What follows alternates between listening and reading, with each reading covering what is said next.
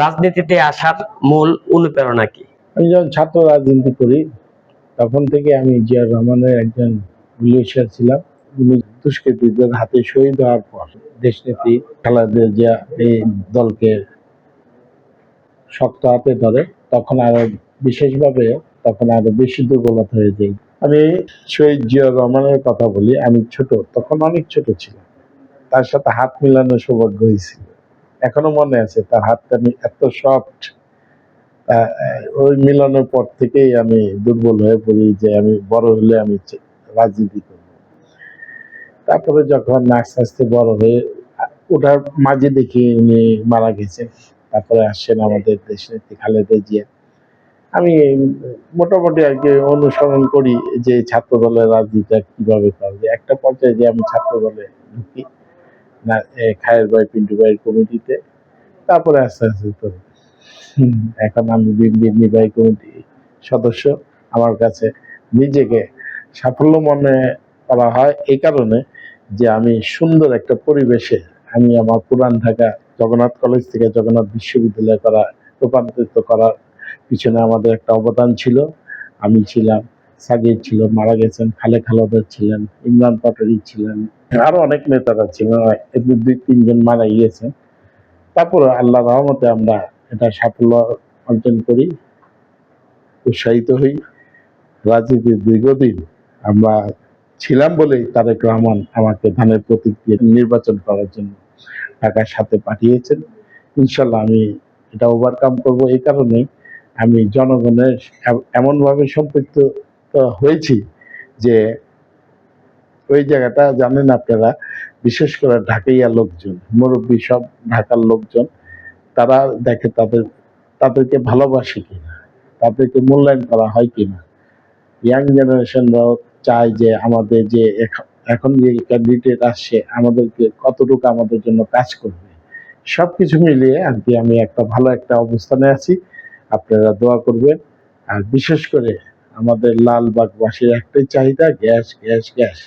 ইনশাল্লাহ আমি যদি নির্বাচিত হই তাহলে ভবিষ্যতে আমাদের সরকার যদি গঠন করতে পারে তাহলে আমি গ্যাসের জন্য প্রথম কাজটাই হবে আমি গ্যাসটাকে কিভাবে লালবাগে আনতে পারি। তরুণ ভোটারদের জন্য আপনার বিশেষ কোনো পরিকল্পনা আছে কি? পরিকল্পনা আছে অবশ্যই।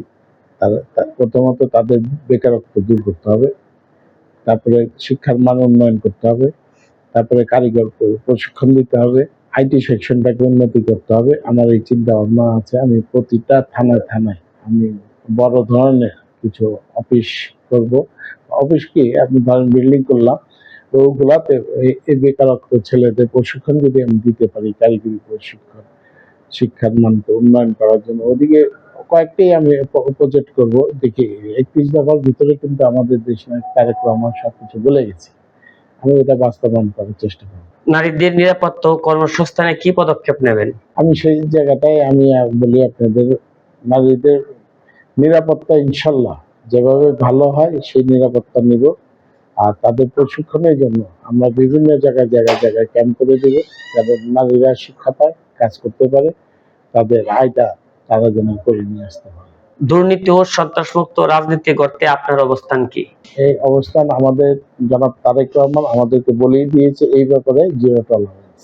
ঢাকা 7 এলাকায় পানি, গ্যাস, যানজট, ড্রেনেজ ও জলাবদ্ধতা এই সমস্যার সমাধানে আপনার পরিকল্পনা কি? আমার ভালো পরিকল্পনা আছে। আমি অবশ্যই এই ড্রেনেজ ব্যবস্থা, তারপরে যানজট, এটা নিয়ে আমি অলরেডি সিটি কর্পোরেশনের সাথে এখনই আমি টুকটাক আলাপ করি এবং কিছু কিছু কাজ করাচ্ছি।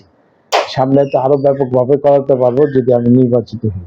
বিরোধী মত ও ভিন্ন রাজনৈতিক দলের প্রতি আপনার অবস্থান কি? তারা কি কাজ করে আমি দেখি না, আমার কাজটা আমি করছি। বর্তমান নির্বাচনী পরিবেশ নিয়ে আপনি কতটা আশাবাদী? সুন্দর একটা পরিবেশ চলছে এই পর্যন্ত, আজ পর্যন্ত দেখছি। আমার কোনো প্রতিহিংসার রাজনীতি আমি করতে চাই না। আমি জনগণকে সাথে নিয়ে রাজনীতিটা করছি, জনগণের যেন উপকার হয় সেদিকে কেন। কেন ভোটাররা আপনার প্রতিদ্বন্দ্বী প্রার্থীদের বাদ দিয়ে আপনাকে ভোট দিতে আগ্রহী হবেন? আমি বিগত দিনে নির্বাচনী এলাকায় আমি মসজিদ, মাদ্রাসা, সামাজিক অবস্থান, ব্যবসায়ী বান্ধব, তারপরে অনেক কাজই মোটামুটি করছি এবং ইনশাল্লাহ সেগুলিকে ফলো আপ করে জনগণ কিছু কিছু তো জনগণের কাছে কানে যায় যে এই লোকটা ভালো না খারাপ, কেমন, ওরাই জানে আমাকে কিভাবে পছন্দ করছে, তারা আমার পাশে আছে, ইনশাল্লাহ ভবিষ্যতেও থাকবে। ঢাকা ৭-এর ভোটারদের উদ্দেশ্যে আপনার শেষ বার্তা কি? ভোটারদের উদ্দেশ্যে আমার শেষ বার্তা, লালবাগ জনগণ, এলাকাবাসী, ময় মুরব্বী, আমাদের মা বোনরা, আপনারা 12 তারিখ সারাদিন ধানের শীষে ভোট দিন, আমাকে ধানের শীষে ভোট দিয়ে জয়যুক্ত করেন। আপনাদের পবিত্র আমানত ভোটটা আমাকে দিয়ে সংসদে পাঠান, পবিত্র সংসদে আপনাদের দাবি নিয়ে কথা বলার যে অধিকার আপনাদের আছে সেটা আমার মাধ্যমে বলার, আমি বলে আপনাদের সমস্যার সমাধান করতে পারবো, এটা আমার বিশ্বাস। আমি আপনাদের দাবি নিয়ে সবসময় কথা বলবো, আপনারা আমাকে জয়যুক্ত করবেন।